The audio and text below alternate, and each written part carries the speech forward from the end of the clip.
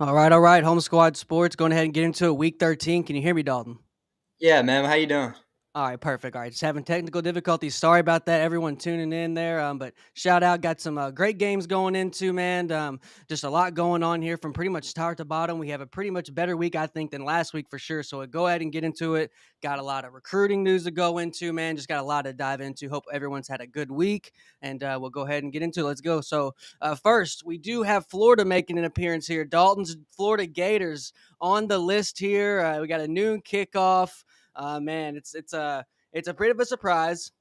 I'm not gonna lie here, but I think they're having a better season than a lot of people thought, especially me. I'll be the first to admit it, and I bet a lot of Gator fans will be the first to admit it as well. But Dalton, we'll go ahead and let you have the stage here. What do you think about the game, man? Oh man. Speaking of the season, it was almost like a great season. The Tennessee and Georgia game, both we could have won both of them.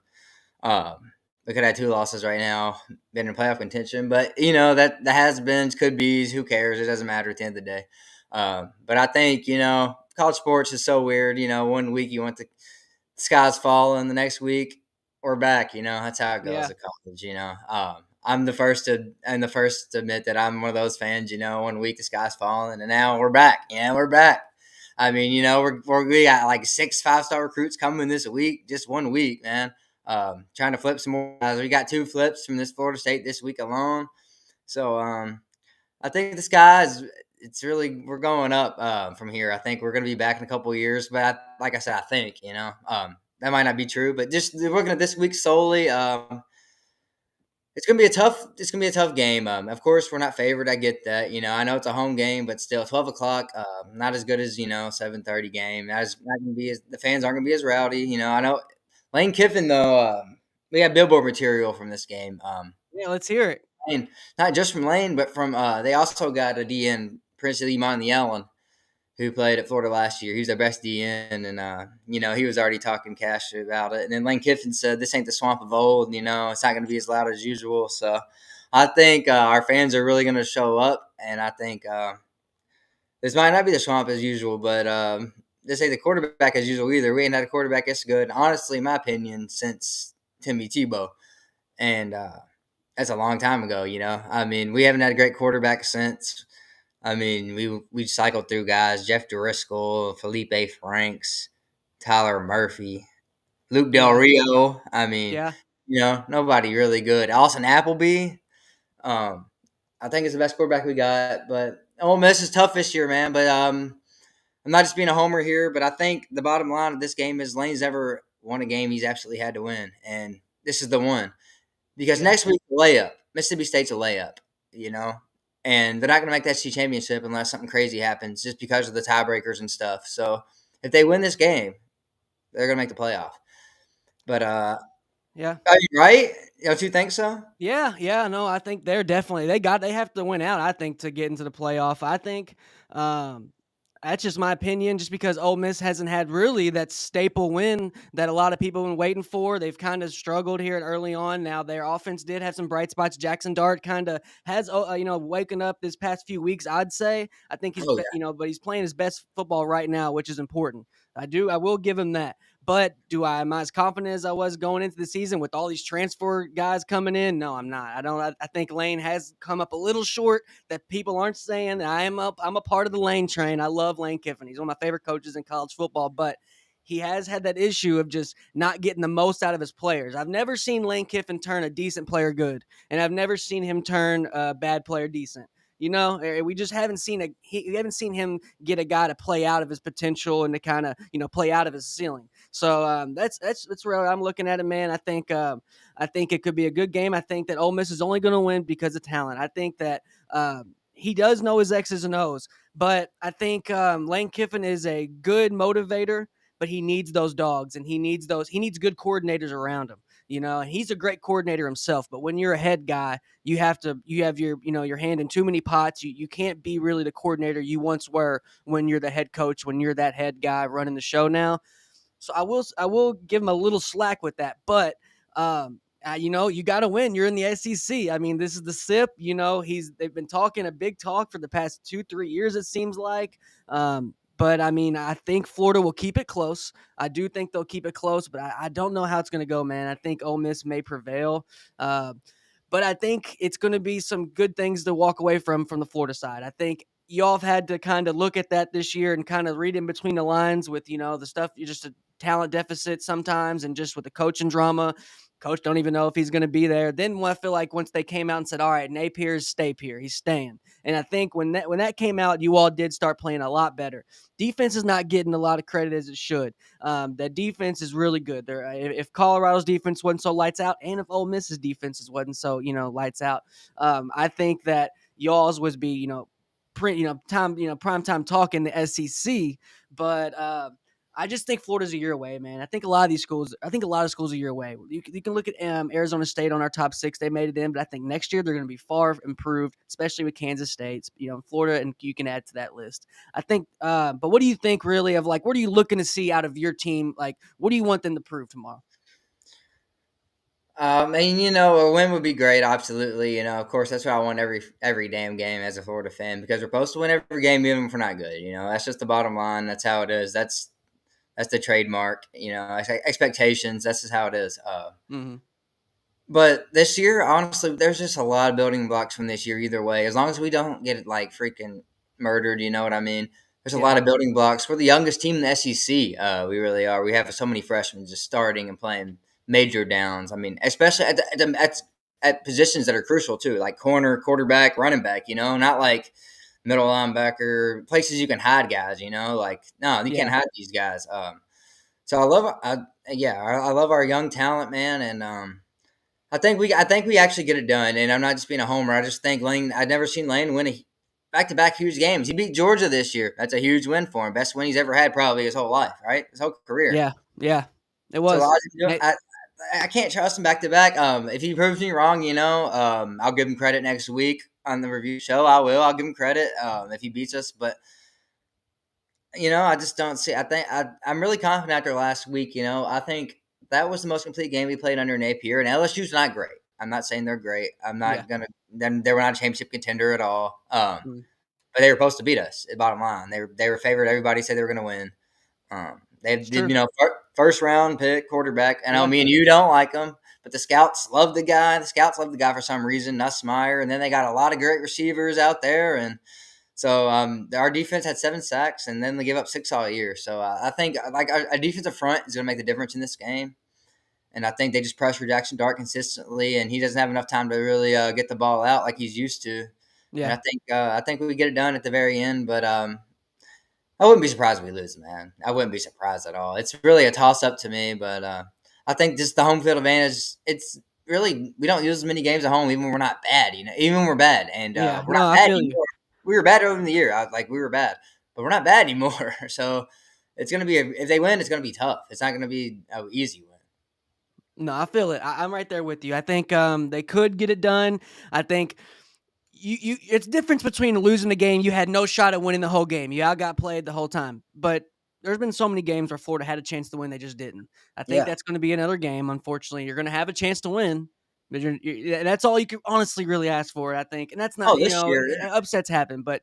You just hope for your coach to the coach's job is to put the players in position to make plays, and I think he'll do it. And just we don't know. I don't know what'll happen. It's always something new.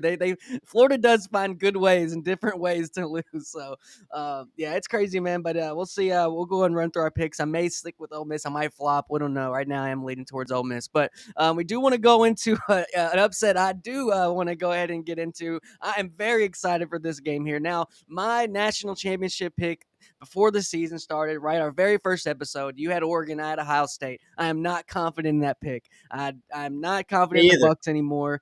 You said you weren't that confident in the Ducks, right, anymore? No, not anymore. I mean, there's too many close calls this year now. Boise State was one thing because they're good. Ohio State's good, but Wisconsin, man, they had the ball down 3 with a chance to win. I know Oregon got a pick, but that was just because it was a bad throw. I mean, you can't rely on that every week. I thought they were going to score more points than that against Wisconsin, and their offense let me down, man. I'm not too confident. I think it's wide open. I agree. I agree, but yeah, like what I said though, man, I am going to go ahead and say I think the Hoosiers can get it done. Kurt Signetti, he's my pick for Coach of the Year. I can't get off the Signetti train. Coach Sig, I like Coach Sig. He got an extension already, man. He's staying put there in Indiana, which is kind of surprising. I thought some guys Yeah, were going to go at him. I need to ask you a question before we get to the actual Yeah, pick of the game. let's get it. So, um, theoretically, what happens? I'm not saying it's going to. Let Hmm. me say that first and foremost. I'm Yeah, not saying it's going to happen. The odds are slim to none. But what if IU goes out there, lays the egg, and loses by 52, and they already gave this guy this? Like what if they already gave this guy this much money, this long of an extension, just because he beat all these unranked teams? He goes and plays the one hard team. If he loses by 52, I'm just saying you can't take the contract back. Like I'm just asking, did they give it too early? Is it a week too early? In my I can't opinion, remember who said it today. I think it's a week too early. I was watching a podcast today and I don't remember who said it. It was a stupid, outlandish theory. They're saying it Oh, was I know. actually Tate. It's Ohio's Tate. Did you see what he said? Are you gonna say the guy that? Oh no, Forfeit? you're gonna say Indiana should forfeit. Yes. He said they Yeah, should dude. forfeit because technically in the record books it goes down as a 1-0 loss, and they're saying that's going to look better than what potentially Ohio State can do to Indiana. Now, the guy who said that is an Ohio State fan. You got to take that with a grain of salt. You know what I think that is him saying? He's scared. Scared. They are scared. Ohio State fans are scared. And guess what? I don't blame you because Kurt Signetti has done a more of an impressive job coaching in this short amount of time than Ryan Day has ever done. And that's a fact. This is the Indiana Hoosiers we're talking about. They almost got Julian Lewis, we're going to talk about him in a second. But, I mean, when you're in the running for a top 5, top 6 quarterback, every website you want to go on to look at your recruits, this guy's a 5-star. When you're in the running for a 5-star in your first year at Indiana, that says something about you.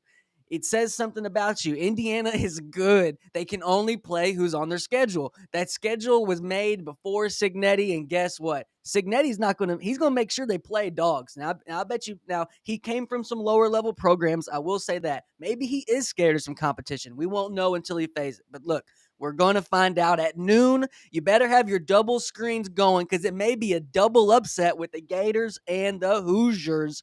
But Dalton is a profound Signetti naysayer, and he doesn't think that they're worth a shit. And he doesn't think Signetti. He thinks I wouldn't. Signetti should be coaching middle school somewhere and 8-on-8 somewhere. I think that's what you think of the guy. But I'm telling you, Kurt I didn't go that Signetti, far. he's coming for the gold. Look, I didn't go that far. Let me get my 2 cents in here now after your little rant there about Get it. Signetti. Let's My get two it. cents is you beat damn Maryland is the best team you beat all year, and you're in the top fucking 5. Well, that's bull crap to me. Why don't you play some competition before you get some crown on your head, Hey, man? hey, I mean, God. Last hold year you beat mine. nobody. This year you beat nobody. Beat somebody good and fucking talk to me, okay? Run the gauntlet Georgia and Florida is running this year, Oh my and they're God. not fucking 10-0. They're not 10-0. I'm just not even. That's not even an opinion. I don't think. I think it's a fact. I'm gonna say this. I'm glad you got 2 hands. You know why? Because you know what I'm gonna say about this, about you saying them play nobody? Hold mine and Signetti's beer. Because guess what? They're coming tomorrow and they're gonna get the upset. Early pick here. They're getting the upset against the Ohio State Buckeyes. The Ohio State Buckeyes at the Horseshoe, probably gonna be 100,000 in there deep, and you're gonna see them. They're gonna be sad, and then Indiana. I mean, usually it's the flip flop around. Indiana's usually always saying, "Well, we got y'all during basketball season, whatever." But guess what? Indiana's coming. Give me Indiana in this one. I'm very excited. I think this is going to go ahead and really just put that first cornerstone win, something that Ryan Day has not ever had, and he's going to get that ironically against Ryan Day, first year on the job. So give me Signetti right there. So yeah, man. I mean, if I would have seen maybe more stuff out of Ohio State's quarterback play, if I'd have seen some more impressive just consistency on them just beating down teams like they have done in the past, they just haven't done that. They haven't asserted that dominance. This is right around the time where a better Ohio State team in the past falls off. And if they're not as good as they were, then they're going to fall off just like they always have. They're gonna fall off, and I can't believe I picked them for the national championship. I thought they were going to have better quarterback play, man. I honestly did. But, yeah, I guess we'll go ahead. We'll beg to differ or agree to disagree on that one. We'll get into that later as well with some shout-outs. But I do want to go into our next game here, ripping and running. Got a fully loaded show. This is the last one of our first half. We got 2 noon games and 2 on the 3:30. You can basically catch all these games. Won't have to miss too much, which is Nice real spread, good. nice But spread. we have a very big game. I mean, these 3 games have upset possibly written all over them, all 3. As a Colorado supporter, won't say I'm a Colorado fan. I'm a Colorado supporter. I won't be there. I won't be. I don't know if I'll be supporting when Shadur and Travis go. I don't know. We'll see. Julian Lewis is very good though, so shout out to them. And but I will say that Kansas is going to try to wreck everybody's party. Their season, their first couple weeks didn't go, as planned, and they're going to try to wreck some parties. But Gent, tell me what you think. Give me your go ahead and your synopsis, your overview of this Colorado and Kansas game. I found myself being a Colorado backer too lately. Not a fan, of course. I only like one team. If you ain't a Florida Gator, screw you. Yeah. But I'm a backer now, and I really want them to win this game. But for some reason, I feel like Kansas is just being their home wrecker this year. And I was trying to get that out of my mind all week. Like Colorado's got more talent. They're better coached. All that stuff. But this road game and the state, they're playing so good. They got a great run game. They got a good quarterback. They got good receivers. But I'm still going Colorado because I've learned my lesson. I look all that stuff I just said, and I'm still going Colorado. I can't help it. I know, man. I I think want to Shadur. too, and this is their last very, very scary game. If they get over this hurdle, bro, they are looking so good. And I thought they maybe had a long shot at the playoff coming into the year, but Yeah, I didn't really expect them to, trying to take this Big 12. The Big 12 is kind of not done, what we thought. But another point up that Matt McChesney brought up on his show, I want to bring up. This really goes to show you how good the Pac-12 was last year, because I think we have 2 Pac-12s in the Big 12 this year, right? Colorado and Somebody else, right? Who? Big Utah? 12. Colorado. Yeah, they suck though. Yeah, I know, but there's Arizona another State team, too. right, that joined No, up. Arizona State and Arizona. But Arizona Arizona State, yeah, sucks Arizona State. too. So Yeah, I so mean, I don't know. I don't know about the argument because Arizona's terrible and Utah's terrible. So you got 2 good teams, 2 bad teams. So I mean, yeah, but nobody expected that. People thought that the yeah, Big 12 was getting weaker. but people thought Arizona and Utah are going to be good. I know, So but they didn't really, expect you just flip BYU. flop the It's 2 just teams. You flip-flop. didn't. Yeah. So really, I don't think it was. I don't think the conference got better than expected. I just think the 2 teams were different. Yeah. Everybody thought that Arizona was going to be really good because of Fida And McMillan back. Kansas, they thought Kansas. Yeah, but they were already back. They were already a Big 12 team. That's what I'm saying. They were already. Yeah. But yeah, it's gonna be a great game, man. 2 good quarterbacks, but Shadur, I think he just gets it done in the end. If it comes down to it, he's just clutch, man. And I think he's gonna be, like I said, I think he's gonna be a future G man. I Hey, seen all the mock drafts, got him going. I'm I rooting think for we're it. one of the few teams. I think we're one of the few teams that have been requested trade from. Just because we're New York City, big lights and all that. Yeah. So I'm cheering for him the rest of the year. Come on, Shador, let's freaking go, Me too, man. man. And with him being in music, fashion, and just, he's marketable. Him in New Yeah, York was yeah, just yeah. a match made in heaven. The LA Perfect teams, for him. none of them really need a quarterback. You Well, the don't want to second go best out to fit Vegas, you besides know? Dallas. It's one of the top. It's one of the best fits beside Dallas. Yeah. Yeah. I And agree. they got a I agree. I quarterback. think it's the best fit for him. So what we're going to do here, Dalton, is we got a lot of stuff to cover here. Since we're on the topic of Colorado, we're going to put a pause on our first half, and then we are going to backtrack and circle back to our second half and get our full picks. First, we want to go here. If you want to check our bottom line here, going to go ahead and put this up. Now, Julian Lewis, it's been news everywhere. Julian Lewis, he was at one point was the number 1 quarterback in the nation, but he did drop a little bit. But I don't think people are kind of taking into account the fact that he is a reclassified. He's supposed to be a junior, but he is officially committed to Colorado. Coach Prime, Deion Sanders there. He's going to be playing it with the Buffs next year. This kind of cements maybe that, Deion's going to be staying. I think he's definitely going to be staying. It's just Shadur passing the keys down to him.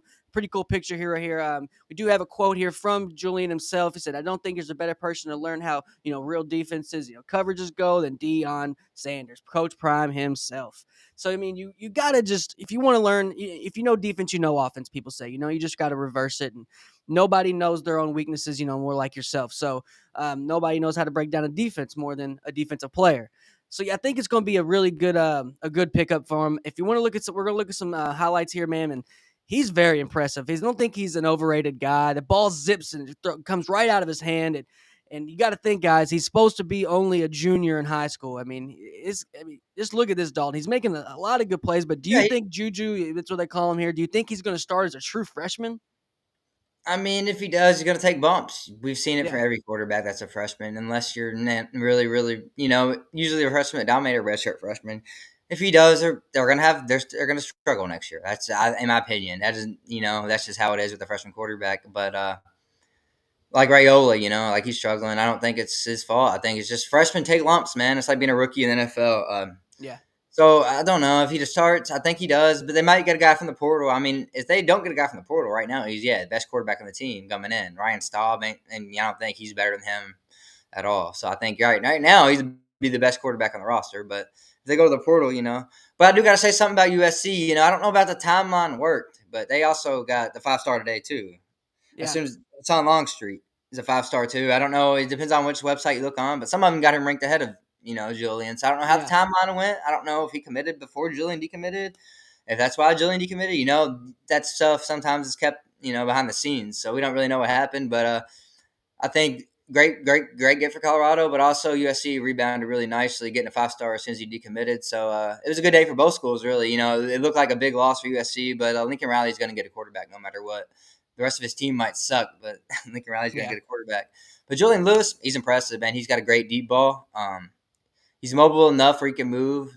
He's not a pure pocket passer, He can move if he needs to, and he's got a great O-line though in high school. It looks like so that's something he's got to adjust to if he's at Colorado. He's Man, gonna have a good if they get a couple guys that they're they see supposed the to be right getting, Brett side. Coolidge and another guy they were supposed to get, Deacon Schmidt. If they get Deacon Schmidt and Brett Coolidge, we're two up and coming offensive linemen that are very good to join Seton and Cash Cleveland on that line. I'm Yeah, telling you, man, it could be a very good offensive line. The NIL deal is reportedly a 4-year, $10 to $15 million deal. So I think they're going to probably rush him on the field. I mean, it's going to be crazy. What we did get some more news. The number one quarterback in the nation, Bryce Underwood, did take the money. He took the $10.5 million. A lot of people are keeping up. Dave Portnoy there at Barstool Sports was able to, put a big chunk of this in. It wasn't, the set amount of what he actually put in, but, he was able to contribute and deliver and help them get a quarterback. I mean, does this change anything for Michigan, though, from you getting the number one quarterback? not yet. I got to see him play, man. You don't know with these quarterbacks. I don't think this guy. He's not is he as big of a recruit as Lagway He's or not the Raiola? number one. He's not Lagway or Raiola type He's talent, not is the he? best. He's not the best in this class. I just don't think he's Raiola Lagway type talent. I'm not just saying that, but he's just not. I don't think this QB class recruiting wise is amazing. We're going to see it down the road, but that's just right now. Yeah. I don't think so. None of them stick out really, on the off the page. Like, oh, this guy's going to be a future number one pick. Right. Yeah, they need development, and with all these kids reclassifying, that plays a part into it. Some of them are coming in a little bit more raw than they're supposed to, especially with these guys transferring 3 or 4 times. They just really maybe haven't got that high school development as we've seen in the past. But me and you, when we covered Elite 11, we got to see the number 2 quarterback in the nation, Tavian St. Clair, is going to be going into Ohio State. So we got a rivalry cooking here. We got Tavian St. Clair, Bryce Underwood, number 1, number 2 coming in. We haven't really seen 2 stout quarterbacks at Ohio State and Michigan at the same time. I mean, this could be, a reignite to the rivalry here. Well, all I gotta say is, do we even know if Tavian's going to play a snap at Ohio State? We don't know what Ohio State's QB situation is going to be ever. So I know, but yeah, I'm just saying they got Noland already on the roster. This guy may never play a snap there. That's all I'm saying. It could be a Ken Ewer situation. I'm not going to buy too much into it right now, man. That's all I'm saying about him. I'm sure Underwood will play at Michigan because they don't have a guy, so that's different. Ohio State got 2 guys on the roster that were highly recruited already, so this is the third. They got 3 5-stars now, and then you still got the portal. So who knows what they're going to do? That's all I got to say about it. I don't know if he ever plays a snap at Ohio State. It's just so hard to predict what they're going to do at quarterback when you got Sayin and Nolan on the roster already. I know. I just don't. Aaron Nolan's too small. When you're that small, you got to be Kyler Murray throwing the ball. I don't think he's that. He's not Kyler Murray. He's not good as that. And saying, I don't know about him, man. I don't know if they're going to battle it out in camp. But it's just like when you get that new puppy, and you got your two other ones there, your two older ones there. That puppy just gets a little bit more attention. The new car you're gonna drive the new shiny car before you drive your Cadillac and that you love still. I just think that's gonna play a part in it.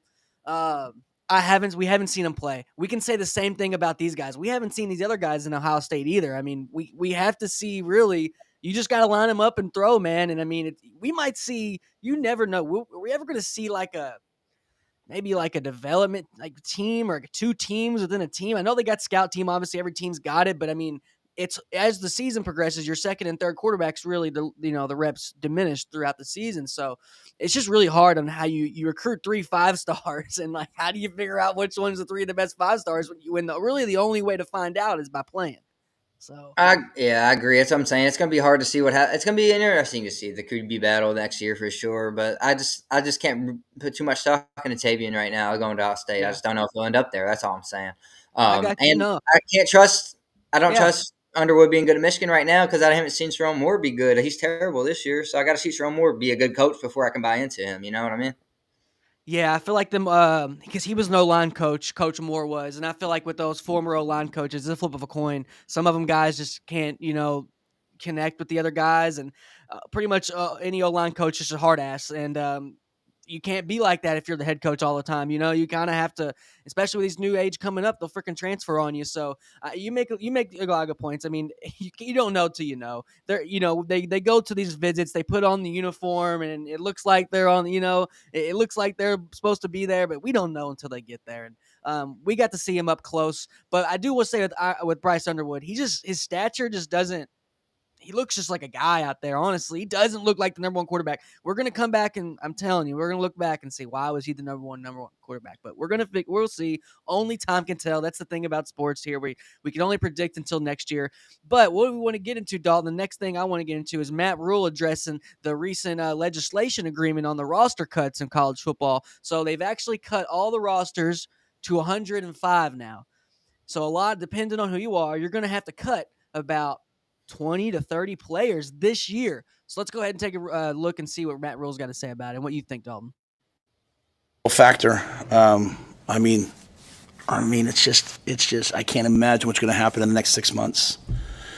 And if you're like a coach who's really cares about people, you're going to have to tell guys at the end of the season, like, hey, there's no spot for you here next year. So the guys can go and find somewhere else to go.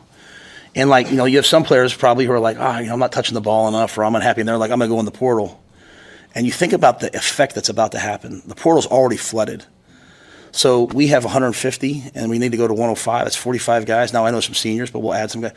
Just think about 20 to 30 guys from every school having to go into the portal, and the effect it's going to have on FCS, and then on Division II, and then on NAIA and Division III. It's going to be, so to your point, when Marquise and Jamari say, hey, we want to come back, that's 2 more people now that can't be here next year. Like, if you really think about it, we've outlawed, out-legislated the true walk-on programs in college football. There's kids that love this place, that this will be the last day they put their pads on and go out there to be a Husker. What do you think about that, Dalton? What do you think about, them having to cut down so much of the roster, just like that? I don't know what the point of it is if they're not getting paid. They're walk-ons. I don't know what the whole what's the argument from the NCAA here? What's their motive? I don't know, man. I think it's just I think they're just looking as this is the pros now, and you see so much of the roster. We already say it was at 130, right? And even we're going to take the new number, 105. You compare that to an NFL roster size, which is 53. That is so much less, and that's because they don't want to. They're greedy. They don't want to pay more players because everybody else has to take a cut. Same reason the NBA doesn't want to go and cut from 82 games because they're going to have to give money up. But, I think that's got to play into it. They just want to return on their investment. They just look at these kids as just a meat market, man. And that's what I think about it. It's sad with us, having to try to help, guys get recruited and trying to place them somewhere. It's crazy because we could find the guy. We could find a guy who's good and that needs a good home. And then we can go and find a good fit for him. And then we could get a hold of coach, and he might love him, but he just don't have a spot for him. Yeah. And we've never seen that with college football. We just have never seen that scenario. We've seen a lot of crazy shit happen. You got to go to JUCO or whatever, just, whatever, grades. And we've seen some crazy stuff. Yeah.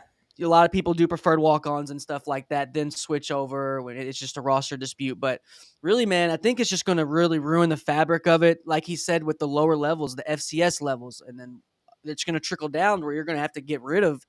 You're going to pretty much call D2 or NAIA the high school prep league. The graduate, the 5th year of high school. It's just going to be all high school guys. We're not going to get transfers anymore, which is it could be a good thing, but yeah, man, I think we just wanted to highlight that, man. Do you think that we are moving in the right direction do you think we need to have like a collective and like a union, or do you think we need to do that moving forward, or no? I'm not. Honestly, all the theatrics and all this government stuff just bothers me. I just like watching the games. I don't really care, man. I just like watching my Florida games every Saturday. I don't win or lose, draw, whatever. I just like watching the games. All the other stuff during the week for me is just one year out the other. As long as we get to play the games on Saturday and we have a talented team, whatever, dude. If you're a real college football fan, I think that's how you feel. If you love your team, you're just I don't know, man. I think especially with us trying to help all that recruits and stuff. get Watch recruits the team onto the play. next level, knowing the college landscape, that's important to know the temperature and the climate that we're in, and where these kids are not having Always anywhere to changing, go. though. Yeah, I mean, there is no climate right now. In my opinion, it changes every day. Well, I mean, just off You know what I'm last saying? year, they're going to be cutting 130 to 105. I mean, That's that's what a I'm saying. big change. It changes every year, though. That's what I'm saying. There's no climate right now. It's one day to the next. They just change the Well, rules up. just really the climate of just this with money involved, with them getting paid to play now. I mean, you get rid of all the walk-ons. What's Cash Cleveland do? He's a starting center for Colorado now. People want to say, "Oh, well, fuck it, I don't care about the walk-ons now," No, but for sure. you need to care because there's people that are starting walk-ons this year that are in the playoff hunt. There's So I mean, walk-ons in the NFL. huh? There's walk-ons in the NFL right now. Yeah, that's what I'm saying. That's what I'm saying. So So yeah, it's I like, agree. I agree. and all these coaches are having to like all of a sudden become like politicians and like get into the courtroom. We seen Nick Saban; he was in the courtroom right when he retired, and he was just in there like, man, pretty much got out of it because of the NIL, and they're just all these agents. And I think the COVID year really messed up a lot of it with that extra year. I Yeah. mean, you count 3,000, however many kids additional that they weren't on the books for the year. They weren't supposed to be on the books for that next year and then the year after, and all of a sudden that we got this influx now. And yeah, man, it's crazy. I didn't expect that to change. I would expect maybe just the roster size to grow and not shrink. It's crazy. Yeah, I don't like it at all, but what can you do about it? You can't do nothing. I Yeah. mean, the NCAA is what they are. They're just bigger than anybody else. So unless you're Yeah. going to break off from them, unless somebody has the nerves and They're the gonna. balls to break out, they're just going to keep making rules and legislations, and you're going to have to follow them unless somebody breaks out. I think they're going to, man. My prediction, and I will give Coach JB credit there on his show that he stated before. I didn't believe him at first, but I think the SEC and the Big Ten, they're going to break off from the NCAA. This is a big factor in it. Another big factor in it is they're going to be able to choose their kickoff times. And a lot of these people hate these noon kickoffs. A lot of these big noon kickoffs is just ruining a lot of night games, right? I mean, Ohio State, Indiana at noon. Yeah, come on. Exactly, bro. That should be a night game. There's so Hell much, yeah, it should be a night game. as far It's as I, better for Indiana though. That it's not. It's better for Indiana that it's not a night game. Though I'll say that. yeah, I'm just saying. hey, I don't think you're talking crazy. I don't think you're talking crazy, but I think that's just something to take into effect because, man, like it's just changing so much. I think they're going to break away, and the conference championship is another one. Supposedly, this is the last year. Don't need it. They don't need it. They're going to Not get fair. Paul Feinbaum kind of put it, he said with the playoffs coming in introduced, and you kind of brought it up before of our stream with the AP Top 25 poll. After the first couple of weeks, that AP Top 25 poll really don't matter anymore. I mean, it literally means shit. It means nothing, and It means as much as me and your poll, bro. And that's what these conference championships are gonna. If the NCAA says no, because supposedly next year they go into court and that's when they redo it of where the conference championships are gonna be and stuff like that, and if they have them. If they decide to keep them, if the NCAA decides to keep them just off a money concern, and I could see that being the final straw where the SEC and they all break away, so that because they're having good teams left out. Nick Saban was saying today that if Florida State would have got in and Alabama would have got out last year, if they would have been out, they would have been a 13-point favorite if they played Florida State. Now, why are they outside of Florida State, but they made the right call. They didn't let them in. That's always my argument with the polls. People say teams should be ranked higher. Like BYU dropped 8 spots. They're behind Alabama, even though they got 1 loss. Alabama got 2. Who is favored on neutral field? Yeah. Alabama's favored on neutral field every day. That's what the rankings are about. It's not about record.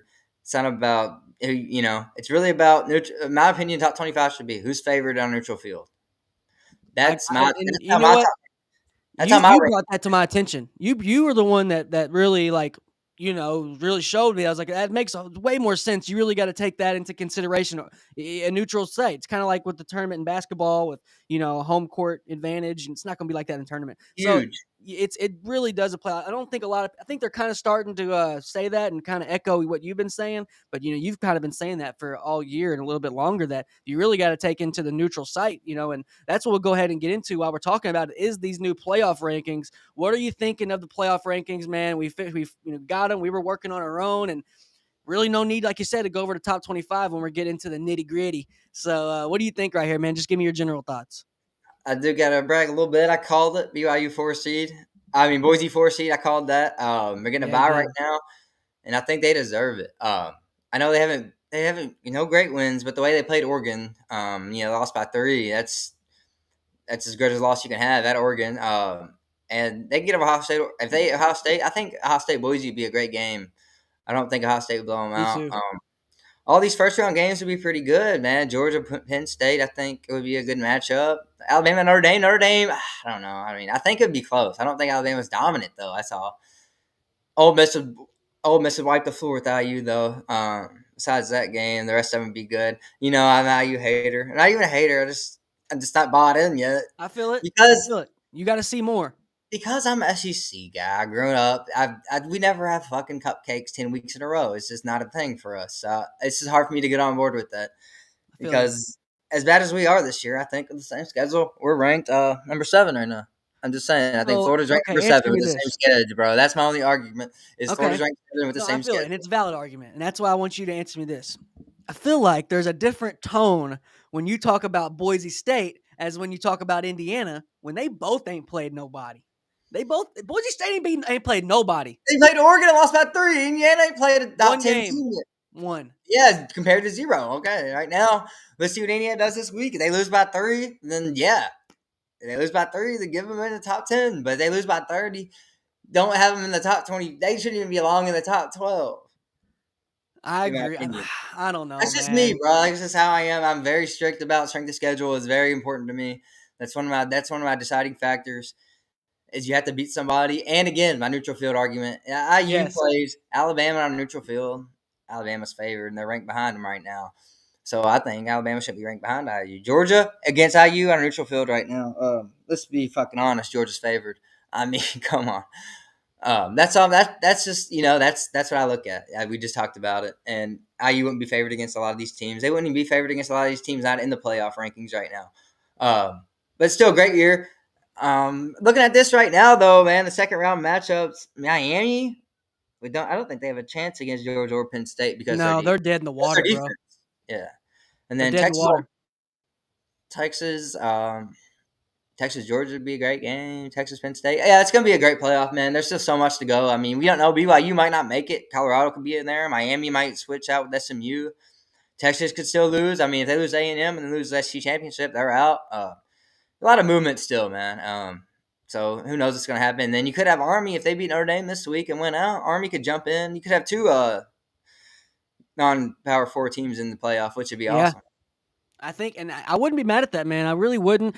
But I will say this. As a first-round matchup, it should be law that Notre Dame and Penn State play each other because I think they're the 2 weakest out of this group, honestly. I think they should play each other.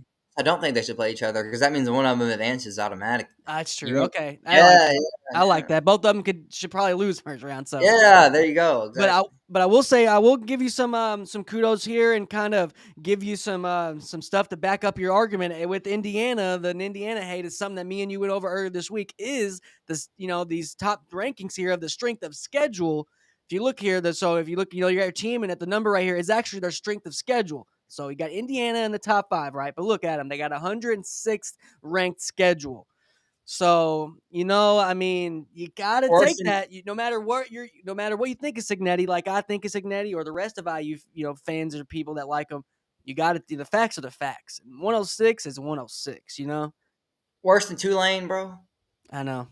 I I mean know. that That's why I got to put it up here. We got to keep it real. the fact that it's worse than Tulane is really just mind-boggling. That's the craziest stat on here. You look at Tulane and IU; they have the second easiest schedule of the top 25 behind Army. Even UNLV scheduled harder than IU. Like that's wild, man. That's UNLV scheduled harder. And you said Boise earlier. I mean, I know their schedule ain't top 25 or nothing, Yeah. but 30 spots ahead. Yeah. 30 South spots ain't Carolina, nothing. man, didn't expect them to have that type of schedule. Another SEC, but nobody's talking about them. I'd like to see, at the whole country on here just to see where Florida ranked. We got to Yeah. be top 5, but Georgia won. Yeah, they had their schedules. They've had absolute gauntlet. You all are preseason, what, 3 or 1? Preseason we were 1, but Yeah. things happen. Florida State was supposed to be better though, so that hurt us. They were supposed to be like top 10, so that one now they're 1-9. So Let's pause on the Florida State right here. I'm glad you brought up Florida State. Your rival. You're a Florida Gators fan, obviously. They did finally. I mean, they've been losing players left they and got a right. guy today. Yeah. Anytime you see a guy getting, decommitted, you can pretty much put your money on it. It's been Florida State or USC. They've been losing guys left and right. So we want to go ahead and get into it. You all might see this guy on the field. You might not with the landscape we're going to see. But Florida State did get a quarterback over the week. His name's Kevin Sperry. We'll see how he does have some impressive throws here. I will say a couple of them here that I will give him some credit on. But let's see here. Let's go ahead and bring him in, and let's see what we think about this guy. Now, he's got some good intermediate throws. I will say that. But go ahead and give me your synopsis on the guy here. He's got a good deep ball. He's not big. He just flipped from Oklahoma. He's from Oklahoma. Flipped on his own Sooners.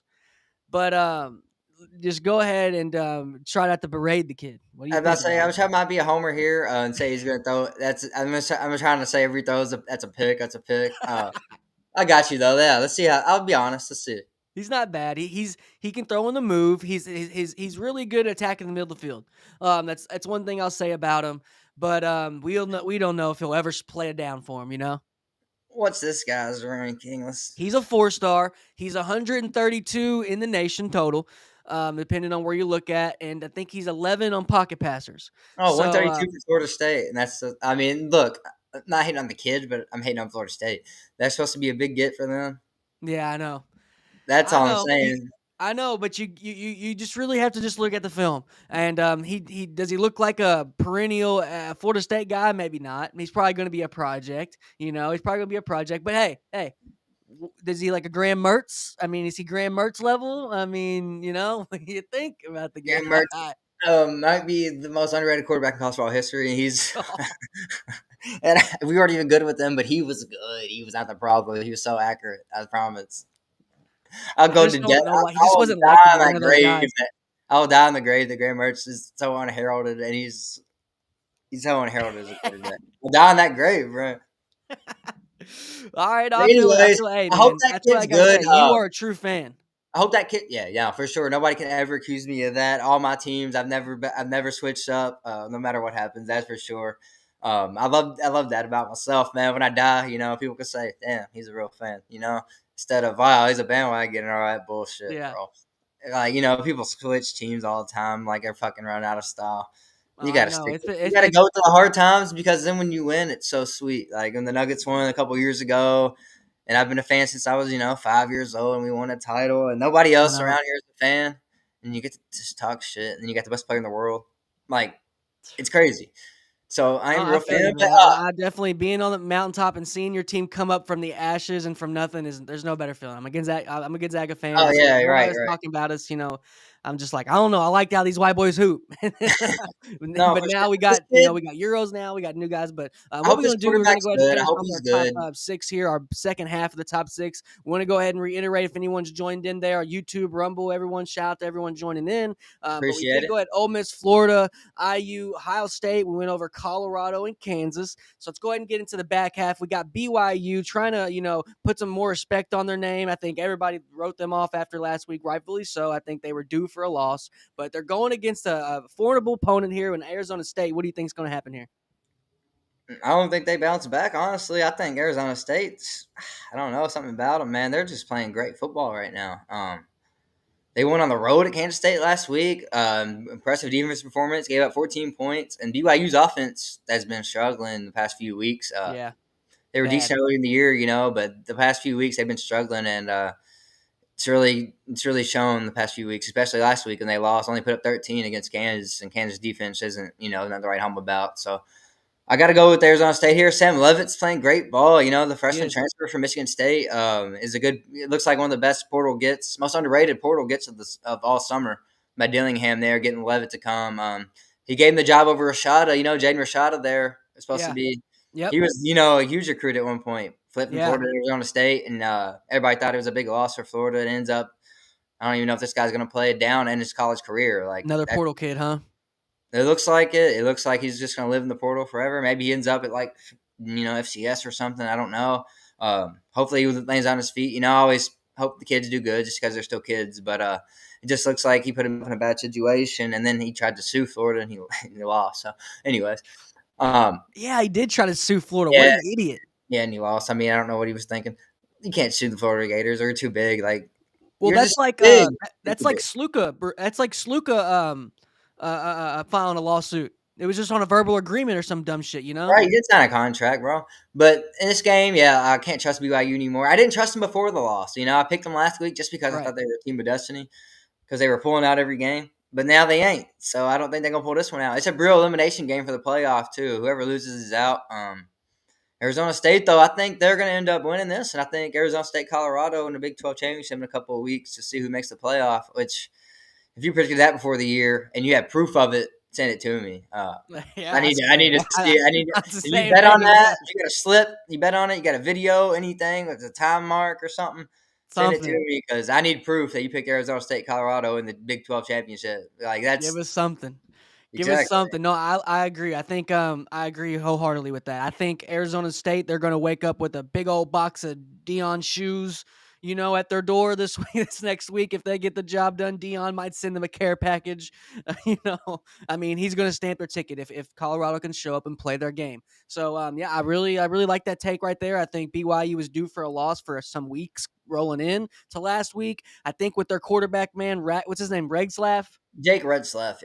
Redslaff. Well, he makes me laugh because I just feel like you see him in the pocket scramble around, and usually when people are scrambling around, those quarterbacks, they're going through their read and their progression. He don't. He sees his number one, and he just runs for his life, and he's just always escaping a D lineman. I mean, you look up a picture of that dude, there's going to be a D lineman in that picture in the frame every time. The only defense I'll give him is, how many receivers have you had in the NFL the past 20 years? Like 2? Yeah. I mean, besides Puka Nacua, who else? And he wasn't even good in college. He's a 5th-round pick. I didn't know what he went there. He went there. I looked that up last year. I was like, where did this dude come from? Yeah, he was a 5th-round pick, though. He wasn't supposed to be that good. He just ended up being good. So, I mean, I'm just saying he doesn't have great weapons. Chase Roberts, number 1 receiver. He's more of a slot guy. Yeah. I mean, he don't have great receivers, but still a great job no matter what by Shiitake this year.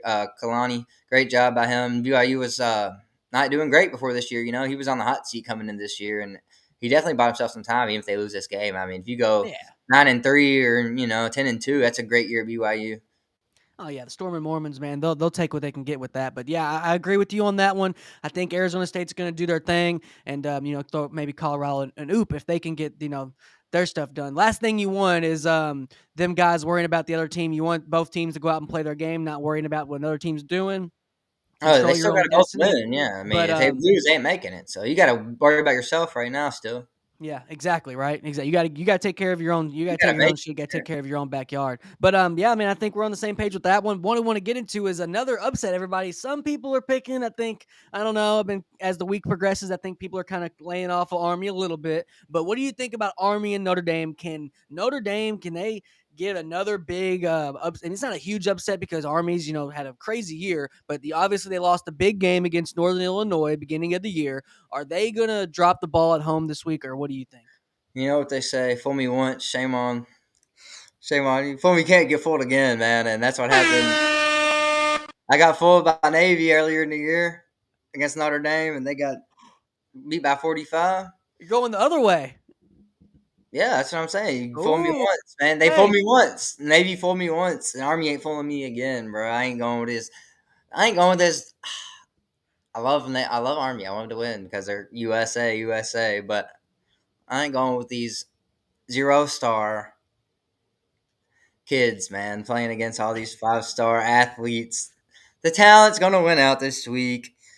Notre Dame's been playing great since the Northern Illinois loss. As much as I hate Notre Dame, and I hate to give them credit, they played great since that game. I haven't really had many close calls. Besides, Louisville game was kind of close, but it was never really in doubt. Uh, no.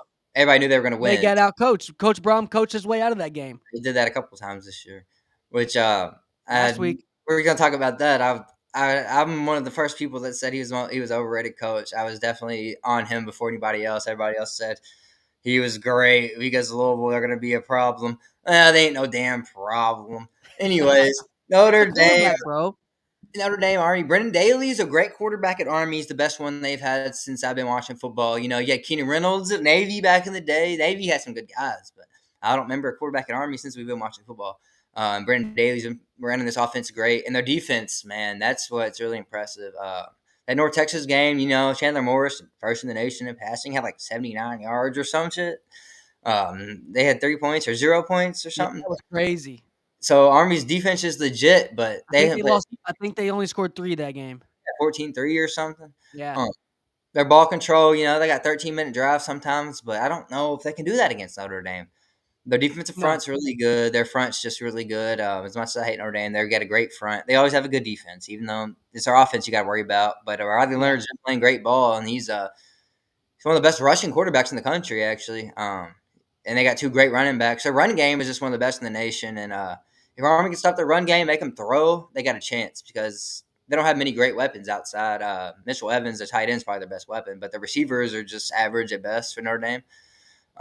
So Navy they need to get out to early lead to have a chance, I think. But I just don't see it happening. Unfortunately, I think Notre Dame wins comfortably, but hopefully I'm wrong. I feel now, like you said, these guys ain't got stars, man. Right? But I don't think these kids are worried about the stars. They're worried about the stars and the stripes. Let's go. I'm not picking him though. I think it's hard. I don't know if I can pick him. I can't jump on it. When you said to fool me once, fool me twice, I thought you were talking about NIU. About Notre Dame fooling you. Yeah, it's Like that you said, Navy. I'm not picking him again. But I think they're going to win it, but it's not going to be an impressive win. I don't think Notre Dame, they're going to scratch and claw through this win. We're going to look back and say, oh my God, can't believe the Irish just struggled with the soldiers, I think that's what I think that's what we're gonna look back and say. So I will say go ahead and give me Notre Dame. But another game that kind of barely made into our list there. Auburn's not been impressive. Auburn actually hasn't been on any of our pick sixes all year. So what do you think about the Aggies? Are they going to continue? They're not trying to look ahead into next week. I know that's been kind of the talk, but do you think they're going to go ahead and show up and take care of business? No, there's one thing that makes me pick Auburn in this game. I don't know if you heard this. Mike Elko, A&M's Yeah. coach. You hear the press conference? What he The said? one, didn't he say Texas or something? He said we're so focused on Texas. I mean, Yeah. Auburn. He's already looking ahead to the next week. I think Auburn, that's billboard material. We're talking about that every day. Auburn's got to be bringing that up every day at practice. They're already Yeah. looking ahead to Texas next week, guys. They don't respect us at all, and I think that's huge. I know Auburn's not great, but even if it's 7:30 on the Plains, never easy. And A&M's not dominant. They're a good team, but they're not dominant. They're definitely upsettable, and I think Auburn gets a big win this week. That comment by Oko, man, it did it. If you didn't make that comment, I'm going A&M, but the shit you say, man, makes a big difference, man. And I I don't think blame you. that I makes don't a big blame you. difference. The kids, that actually makes you play better. I don't know. It's the NFL doesn't make you play better. They don't care really. But college kids are different. You just have the extra chip on your shoulder now. And I think Auburn's they're going to lay it all on the line. Yeah, I would say there's a countless amount of games, college games, that have been won by the coach giving a good speech and motivating. I think there's been probably a very small amount that on the NFL level, like you're saying. And those coaches, it matters what your coach is doing and the tone of your coach and how confident he is. They could lose it. I think this game is going to be very similar to the Notre Dame game. They barely escape. I think they're going to barely escape Auburn. We haven't talked about Auburn wrecking anybody's party, so maybe they could do it. But I mean, I don't know. Do they have like any playmakers? I mean, versus Auburn doesn't have really like any guys. I mean, I think they're going to try to turn to maybe to a portal school. But do you think that they're going to just maybe get it done from a team effort, or is maybe just one guy going to go off? What do you think? I actually think Auburn just needs a quarterback, man. They have Jarquez Hunter, running back. You see what he did earlier this year. I mean, he ran for 280 against Yeah, Kentucky, yeah, you and he's did. had a lot of good games. He had a good year last year, and they got Keandre Lambert-Smith, transfer at Penn State, great receiver. Cam Coleman, one of the best freshman receivers in the country, probably the third best freshman receiver in the country, behind the big two, Jeremiah Smith, Ryan Williams. So they got weapons, man. They just don't have a good quarterback. But Peyton Thorne's been playing good the last couple of weeks. Mistake-free ball. He played real good last week, a lot of touchdowns, and I think they keep it rolling, man. I'm not a big believer in Auburn, don't get me wrong. But I just can't get off that comment Elko made, man. If you say that about a team, especially SEC team, it ain't like there's a non-conference school you're saying that about. Yeah, Just yeah, disrespectful as hell, and especially going when you're playing on the road, man. Hugh Freeze, I think he's just going to get his team up, and I think it's going to be a close win. I don't think they blow them out or anything by any means. I think they win by 3 or so, but I never trusted A&M since they've been in the SEC. I mean, they haven't had any huge wins. When they need a win, it seems like they don't win, and yeah. they need this one because if they win this one, next week sets up a winner take all against Texas. But I just don't know if they get there. Yeah. Yeah, it's going to be a really good week, man. I think this week is going to be amazing. I think it's going to be one of the best of the year. It's going to be a lot. I mean, obviously, the closer you get to playoff time, it sets the stage for that. But I think it's going to be a really good year. We'll go ahead and I think I'm going to maybe go with the Aggies, but we're going to go ahead and get our quick picks here at the end to kind of just get those official before we end. But do want to go over and go over some stat leaders that we want to bring some attention to. We do have our sack leaders we want to get in now. We have shed some light on Mike Green in the past for Marshall, but this guy is a freaking baller. It's 14 sacks, and you look over there, he's got 126 sack yards. That's yards for loss. He leads the nation in tackles for loss. He's got 20 tackles for losses. So I mean, the guy's an absolute stud. We've showed some Trey White as well and Antoine Powell-Ryland, but I mean, these guys are going to make a lot of money probably on the next level because pass rushers, are a dime a dozen. They're especially with I mean, traditional running backs are coming back, but with these guys, do you think any out of these guys, who's the best pro prospect out of the sack leaders?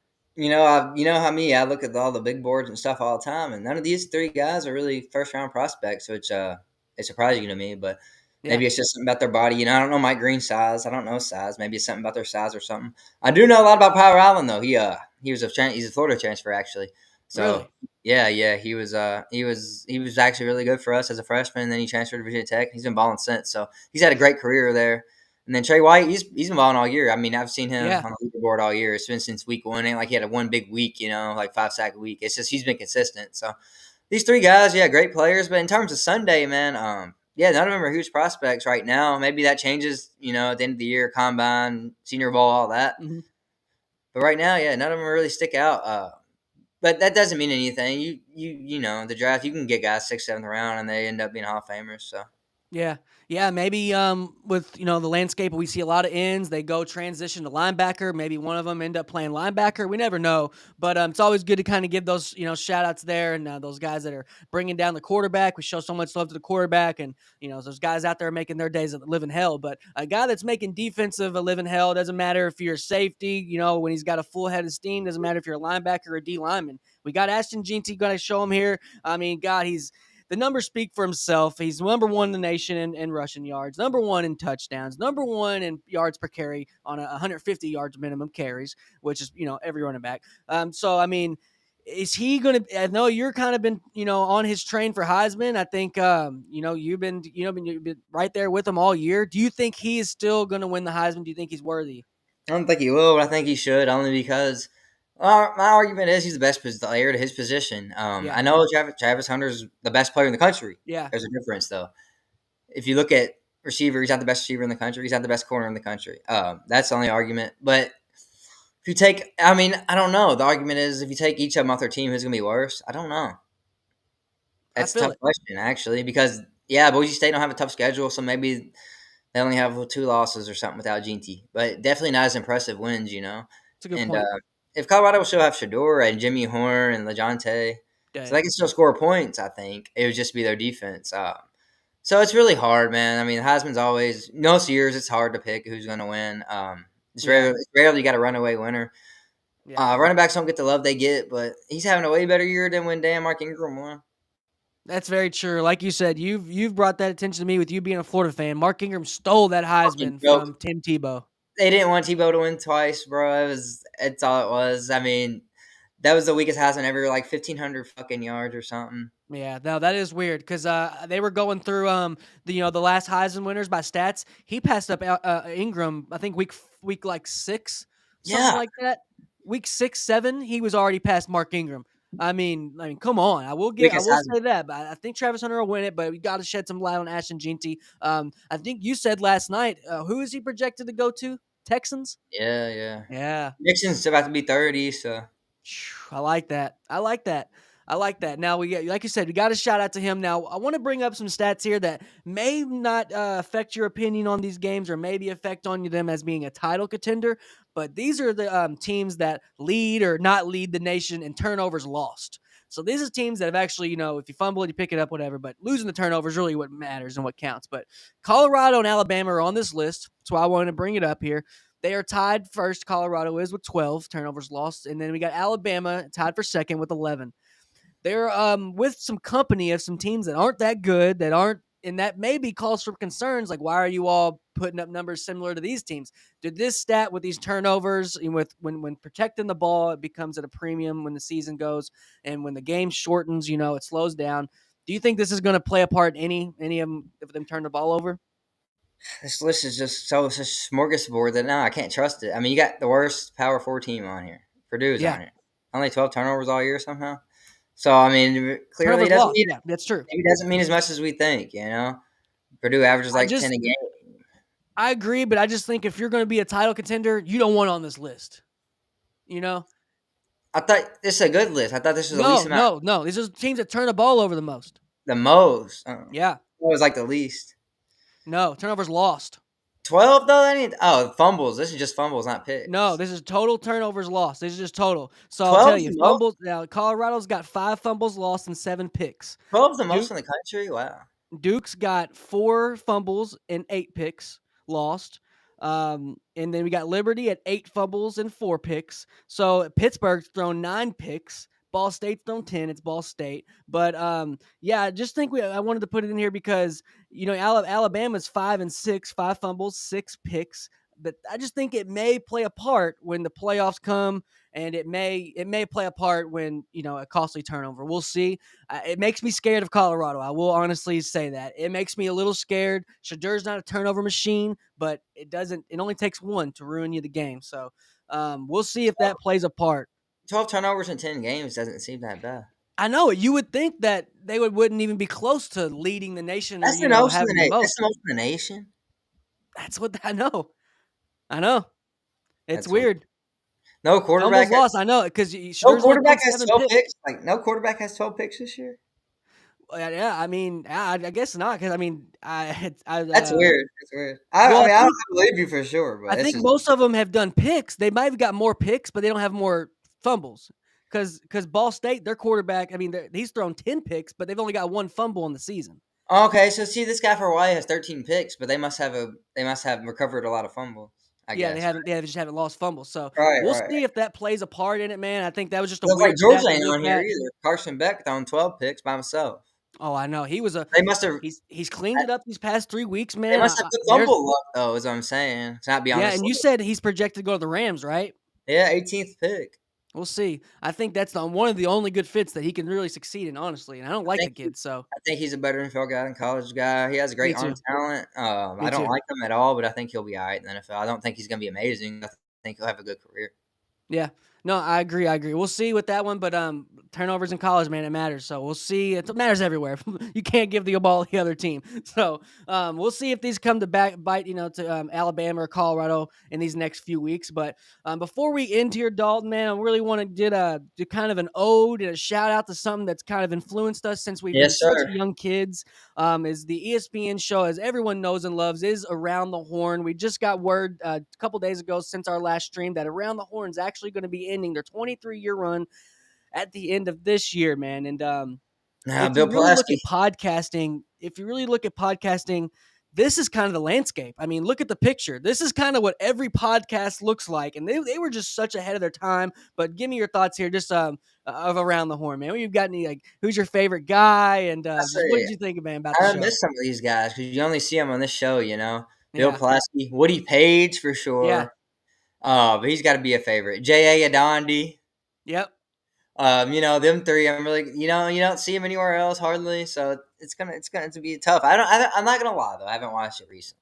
No, in a while, I know, but these, like you said, the heavy hitters, these are Rocky the guys. Stone too. These are the Wow. guys with the most wins. Got some stats together of the most wins in the history of Roethlisberger. Around the Horn. We got Woody Page, man. Like you said, he's my favorite too. I love Woody, and he was based out of Denver, right? Yeah, he always had that chalkboard in the back. I said something Yeah. funny. Yes, he was based out of Denver, and I know Kalishaw was out of Dallas. I think Plaschke was maybe Chicago, and I don't know where the other guys were. But yeah, man, it was a great show. Tony Reale, Max Kellerman was actually the host from 02 to 04, and then Reale came in and took it to a whole new level. They had 22 seasons, 4,831 episodes. I mean, every Every day day. they had the Every it was day. the first of its kind where they had the point system where if you're talking shit or if you're on it, you got the points of talking it. And we haven't seen that, No, it was a great show, great layout. I guess people just stopped watching it, like we did. It's a bad time slot, 4:30 p.m. Yes, that is a big one. That Yeah, and the internet, man, I think just caught up to it. I honestly think it was an ESPN kind of marketing issue. I think if they would have switched the time slot around, maybe switched a couple things around, it would have maybe stayed. But yeah, when for you're sure. on for that long, like we say, what was a big one? Mike and Mike was on for so long, and they just kind of ran their course. They didn't really like each other, but man, it sucks to see this one go. But we're gonna go ahead and do an ode, a shout out to end the show, and we have our own version of Around the Horn here. So welcome to Around the Horn with me and Dalton. We want to go ahead and get into it, man. You got more I'm points winning than we 11-5. This was just a graphic there. This was just a graphic I had. Hey, they got these graphics on lock. You can't find that many screenshots of them because the copyright. I had to go on YouTube and find someone filming the video on their phone and then doctor it up. So there's not a lot of these pictures out there. I've This come to is find pretty out. sick. Yeah.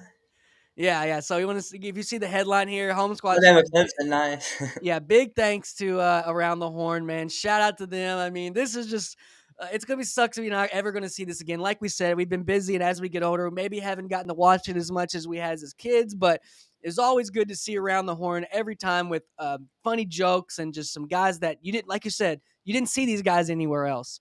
And these were, you could tell they were good journalists just by the way they talked, and you could tell that they knew their stuff, they knew their sports, and they were passionate. All of them were very passionate. I mean, we have, like you said, Kevin Blackistone on there, and then I think we seen Jason Smith, or the guy with Numbers Never Lie. He got his start on there. A lot of guys that we never A really lot of ever women on there saw. too. There's a lot of women on there too that were good. A lot of Yes, women yes, started with their career on Jackie was her name. Jackie. There's a lot of, I just don't remember their Mina names. Kimes got her start on there. A lot of them got their start. That's what I'm saying. I just forgot their names. I'm sorry, but a lot of women got their start from that show. So it's big in women's, like, it's pioneering them getting into broadcasting. It was big. Yeah, Bomani Jones, first time I ever seen Money, Bomani yeah, Jones. money. So I mean, yeah, man, and we just wanted to throw that in there. Shout out to everyone involved with Around the Horn. Big inspirations to me and Dalton as just getting into the space here, and just want to say shout out to him there. And we're gonna miss him. A round of applause there. So yeah, man. Before we end it here, we'll go ahead and get our quick picks before we end our Around the Horn segment here. But yeah, man, it's going to be really sad to see them go. 23-year run, man. Woody Page and Kalishaw, they were the top there, the top dogs. You knew you had to bring their A game when they were on the show, and they never really let up. So go ahead and get their quick picks here, Dalton, before we head out here and everyone get the start of their weekend, and before we get into the slate. So first game, we got some discrepancies here. We got Ole Miss and Florida. You are big happy with your Gators, man, thinking they're going to come in and show out. I'm going to go ahead and take Ole Miss, man. Who you got? Yeah, Gators. Got the That's all I Gators. gotta All say. right, I like it. I like it. It's going to be a One hell of word. a game. I will be watching. All right, then we got Indiana, Ohio State. It is my big upset of the week. If you didn't really catch it there earlier in the show, but I got Indiana. Man, who you got? OH. IO. We'll see. I ain't gonna say the whole thing, I ain't gonna say the whole thing. I'll just say OH. But yeah, you already know who that means. Ohio State's gonna wreck these fools. All right, You heard it here first. I will say this. You heard it here Indiana, first. Roll it. just like the keys of any upset, Indiana has to control the time of possession. They just got to keep the ball in their hands. You know? They're gonna have 24 yards in the second half again. Okay. All right. I like that. I like that hot take. I like it. All right. 24. You heard it here. Dalton says 24 total yards for the Indiana Hoosiers second half, huh? That's what they did against Michigan. This defense is just as good. So So you think they're going to be up by so much in the first half they take their starters out and they don't the second strings aren't going to only get 24 yards, right? no, I'm gonna be the first starter's gonna get 24 yards. All right. All Starters right. got 24 yards last week. All right. All right. I will give it to you. I mean, hey, Look, I just got to go with them. I got to go with Coach Sig. Coach Sig. Shout out Coach Signetti. I'm going with the Indiana Hoosiers, which brings us to our next game here.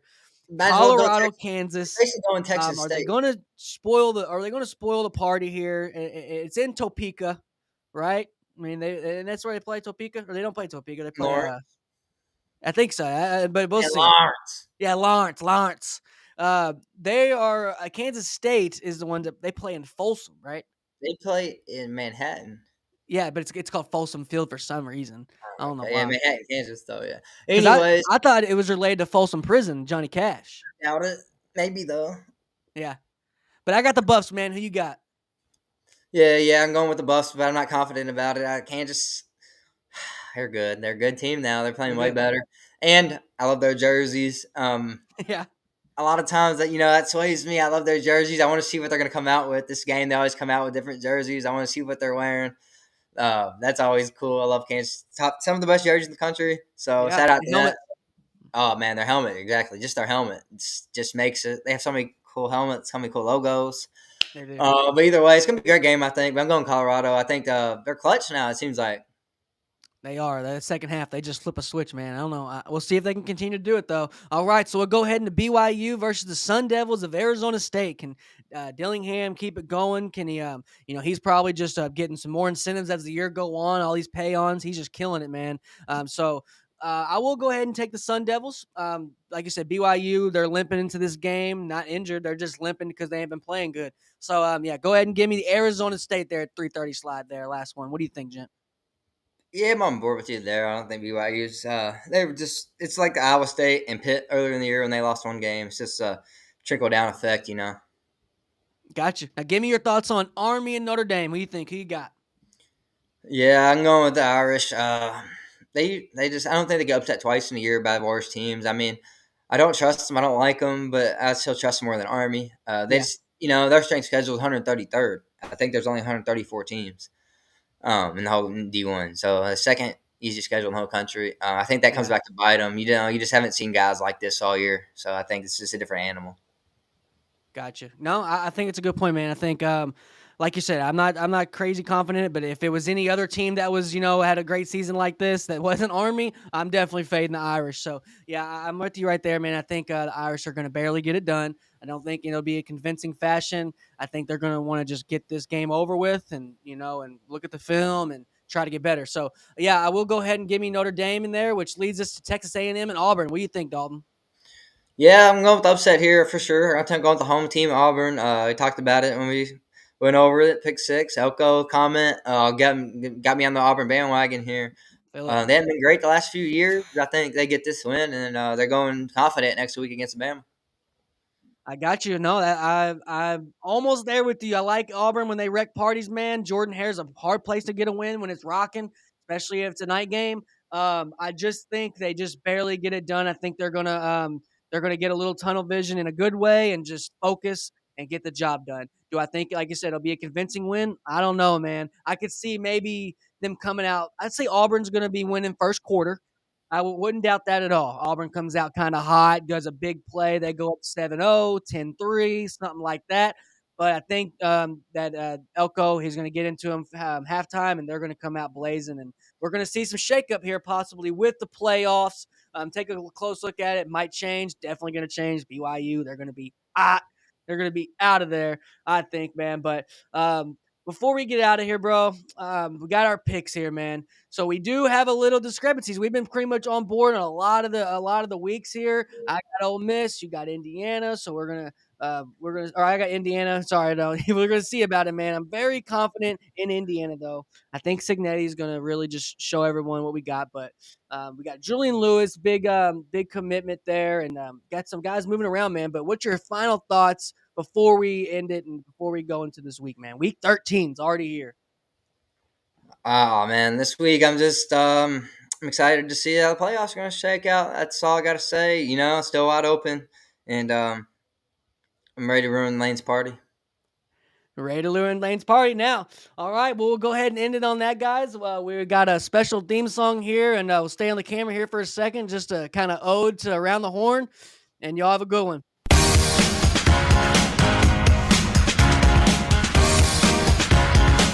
Yeah, papers.